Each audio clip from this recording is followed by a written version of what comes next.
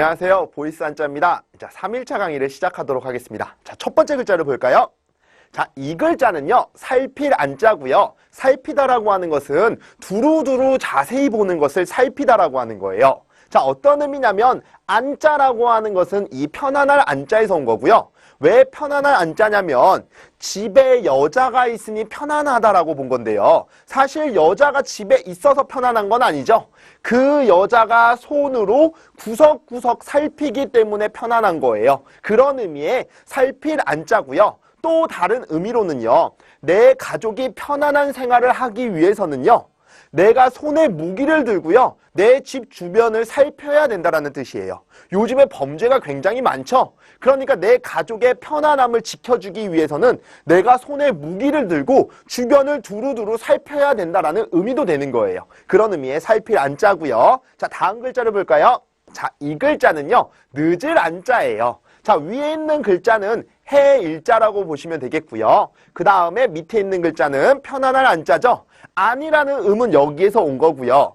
자, 집 안에 있는 여자가 잠만 자고 있어요. 그러니까 편안하겠죠. 근데 잠자고 있는데 이 여자가 해가 중천에 뜬 것도 모르고 계속 잠만 자고 있는 거예요. 그러면 이 여자가 일어나는 시간은 늦은 거겠죠. 그런 의미의 늦을 한자라고 보시면 되겠고요. 다시 한번 정리하면 집에서 여자가 자고 있으니 편안한데요. 해가 중천에 뜰 때까지 자고 있는 거예요. 일어나는 시간이 늦다라고 보면 되겠죠. 그런 의미에서 늦을 한자라고 보시면 되겠습니다. 네, 다음 글자를 볼까요? 자, 이 글자는요. 안장 안자라고 하고요. 안장이 뭐예요? 우리 말을 탈 때요. 엉덩이 부분에 깔아놓은 가죽이 있죠. 그것을 안장이라고 하잖아요. 자, 여기 보시면 가죽 격자가 있죠. 그리고 편안할 안자가 있죠. 말은 없지만 말을 탈 때 편안하게 타라고 엉덩이 부분에 깔아놨던 그 가죽이에요. 그것을 우리는 안장이라고 하는 거죠. 그런 의미의 안장 안자라고 기억하시면 되겠고요. 자, 다음 글자를 볼까요? 자, 이 글자는요. 번역할 역자예요. 자, 어떤 의미가 있냐면 사실 제일 중요한 글자는 이 글자라고 보는데요. 이 글자 먼저 설명을 드릴게요. 이 글자는 다행행자라고 하는 건데요. 다행이라고 하는 건 어떤 의미예요? 뭔가 최선책이 아닌 차선책의 의미를 갖고 있어요. 예를 들면 제가 지금 길 바깥으로 나갔는데 교통사고로 당했습니다. 가장 좋은 거는요. 안 당한 게 좋은 거였죠. 하지만 이미 사건은 벌어졌어요. 하지만 제가요, 죽지는 않고요, 살짝 다치기만 했어요. 이것을 우리는 다행이라고 하는 거죠. 그런 의미로 생각을 한다면요. 자, 흑토자는 우리가 땅이라는 의미가 있다라고 했었죠. 자, 우리 예전에는 농경사회였습니다. 농사를 짓기 위해서는 땅이 필요한데요. 아주 비옥한 땅이 필요하겠죠. 그런데 비옥한 땅이 없어요. 풀이 있고요. 많다가 있죠. 풀이 무성한 땅이 있다라는 건데요. 잡초가 무성한 땅이라도 있는 게 이 사람 편에는 다행이다라고 보는 거죠. 그런 의미의 다행행자고요. 자, 우리가 살고 있는 이 세상에는요. 언어가 몇 가지나 있을까요? 한 수백 개가 있겠죠. 그 수백 개라고 하는 언어, 말이라고 하는 건데요. 이런 부분은 우리가 다 볼 수 있나요? 볼 수 없죠. 하지만 다행히도 누군가가 볼 수 있도록, 눈으로 볼 수 있도록 그 말들을 번역해 놨다라는 의미에서 번역할 역자가 되는 거예요. 다시 한번 정리하면 이 세상에는요, 수백 개의 말들이 있는데요. 그것을 눈으로 볼 수 있도록, 다행히 눈으로 볼 수 있도록 누군가가 번역해 놨다라는 거고요. 사실 이 글자가요, 눈목자에서 온 글자예요. 지금 여기서는 그물의 형태지만 눈목자로 쓰였었다는 것을 여러분들은 명심하셔야 되겠습니다. 그런 의미의 번역할 역자고요. 이러한 형태의 글자가 많이 나와요. 참고로 말씀을 드리면 이 글자는요. 모택자라고 하는 건데요. 자, 못이라고 하는 거는요. 고여있는 물을 뜻해요. 자, 예전에는 농경사회였죠. 농경사회에서 농사를 짓기 위해서 가장 필요한 물건이 물이라고 본 건데요. 자, 내가 가장 좋은 거는요. 내가 물이 필요할 때마다 비가 내려주는 게 가장 좋아요. 하지만 현실적으로 어렵죠.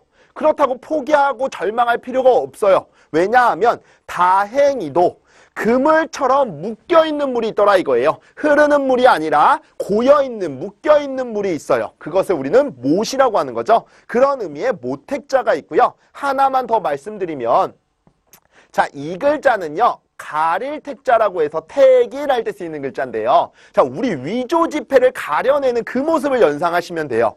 사실요. 우리가 위조지폐라고 하는 것을요. 처음에 손으로 만져봐요.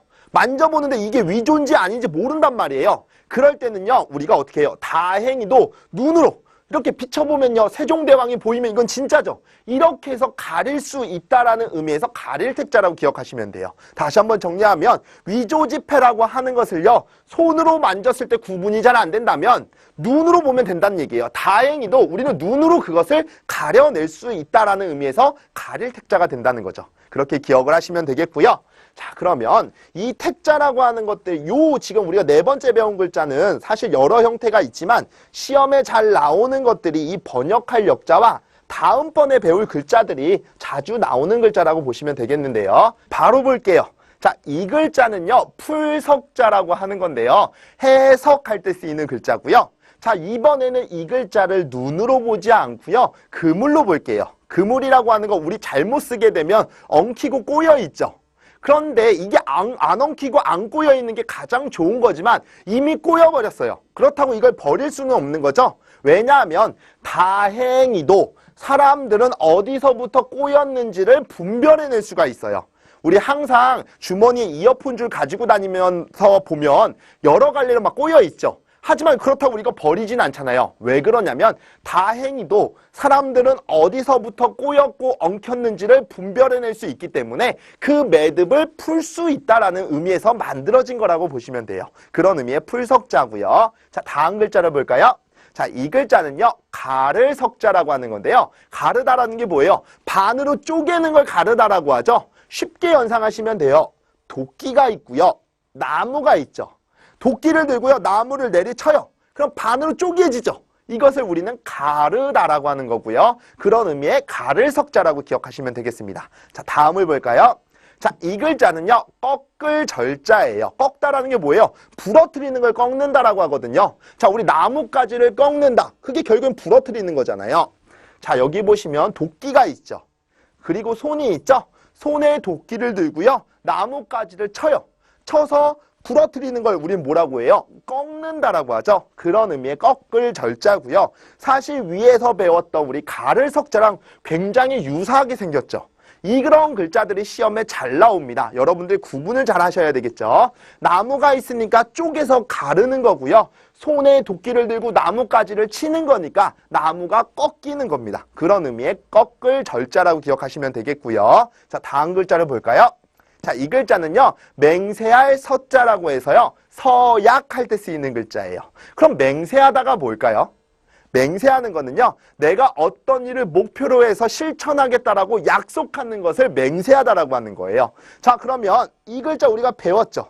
어떤 글자예요? 방금 전에 배웠던 꺾을 절자죠? 그리고 말씀 원자가 들어가 있는 거예요. 내가 목표한 바를 꺾지 않고 실천하겠다라고 말하는 게 맹세하는 거예요.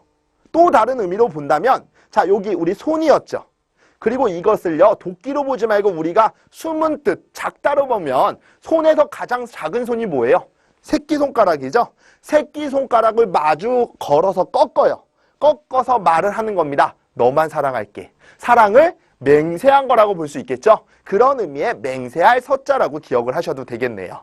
자, 그러면 우리 다음을 또 준비해 볼게요.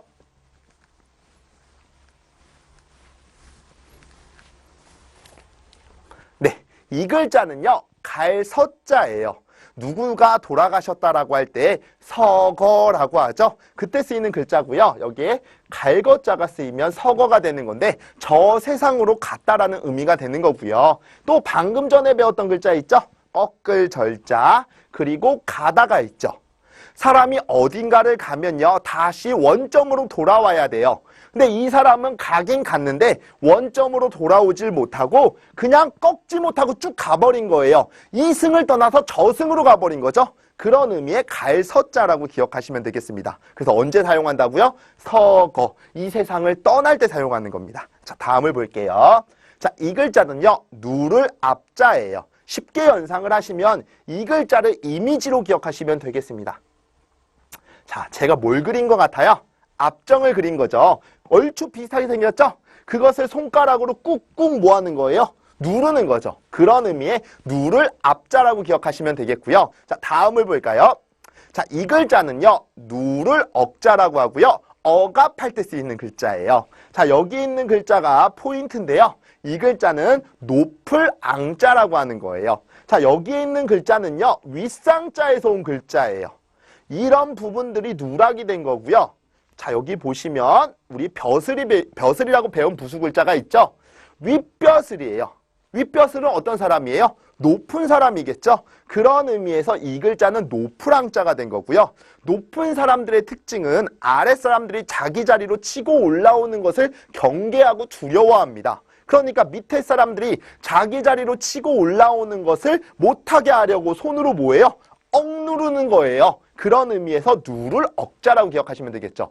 억압할 때 쓰이는 글자입니다. 다시 한번 연상하면 높은 사람은 자기 자리로 올라오려고 하는 아랫사람을 손으로 어떻게 해요? 꾹꾹 눌러버리는 거예요. 그런 의미에서 누를 억자가 되고요. 자, 다음을 볼까요?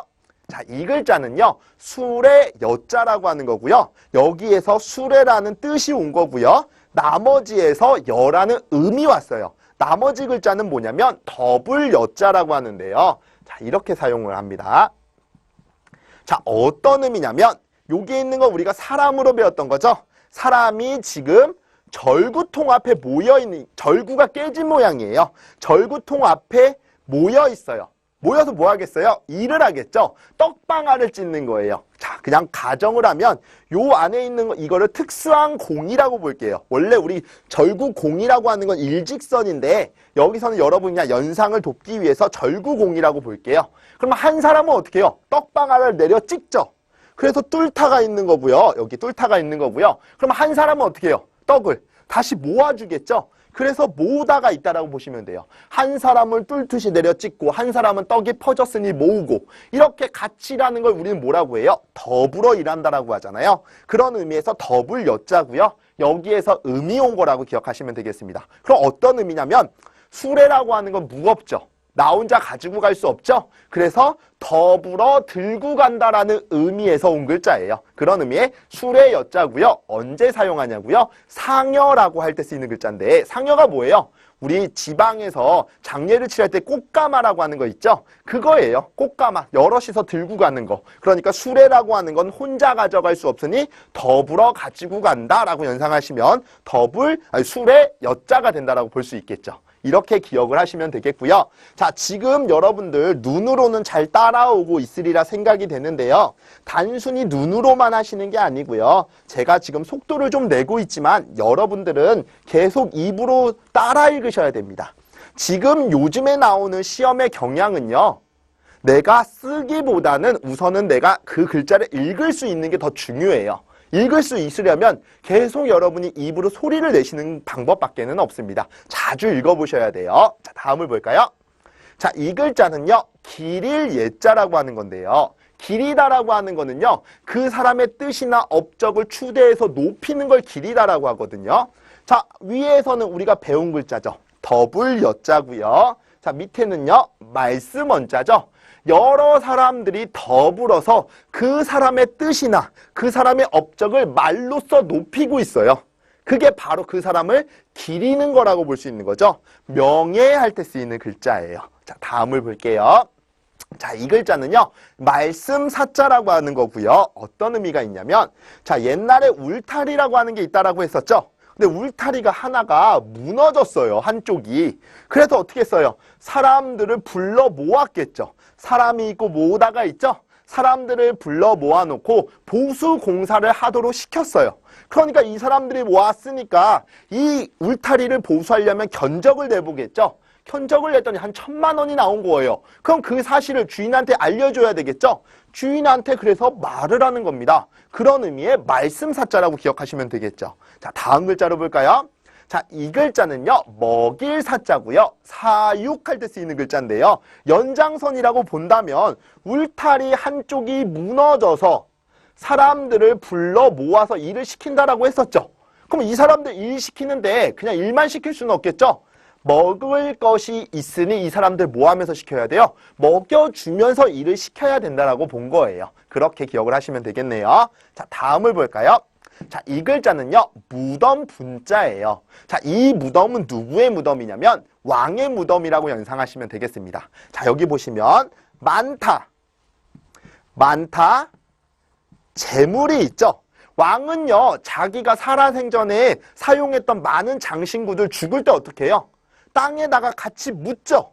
그러니까 이렇게 많은 장신구가 출토되는 땅이 바로 왕의 뭐예요? 무덤이겠죠. 그런 의미의 무덤 분자라고 기억하시면 되겠습니다. 그렇게 여러분들이 하나하나 의미를 생각하면서 이해를 하셔야지 무작정 외우려고 하시면 여러분에게 그건 부담이 될 수 있으니까요. 이런 부분들 체크 잘 해가시면서 입으로는 여러분이 소리를 내시고 손으로는 글씨를 써보시면서 머릿속으로 기억을 하시면 되겠습니다.